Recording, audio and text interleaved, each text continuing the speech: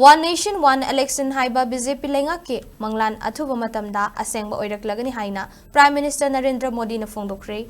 Ngasi laikhidraba Sardar Vallabhbhai Patel gi chamaga 94 suba mapok kumun nga mari lenana Gujarat ta pangthokpa thauram amada Prime Minister Narendra Modi na Athuba asigi mafamda leisu katuna ikai khumnaba utkhi. Gujarat ke Kevadia da pangthokpa Rashtriya Ekta Diwas thauramda wangangladuna Prime Minister na phongdokhibada mahakki leingak asina One Nation One Election gi damak thabak paikhatli. Center na propose tawkiba One Nation One Election gi matangda Athuba Matamda Union Cabinet na ayaba piduna lakliba Parliament ke ningtam mifamda puthoklagani haiki panba yabadi Laibak ama Mikhal amagi matangda hanagi India ki President Ramnath Kovind na luchingba awangba thaki committee amana chahi sigi September ki tang 19 da center the recommendation ama pisinkhibani.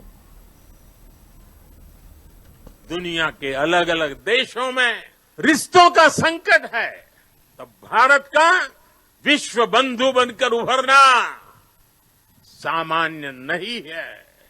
जब दुनिया में एक देश की दूसरे देश से दूरी बढ़ रही है, तब दुनिया के देश भारत से निकटता बढ़ा रहे हैं।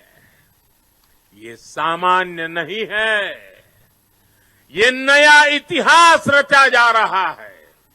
आखिर भारत ने ऐसा क्या किया है?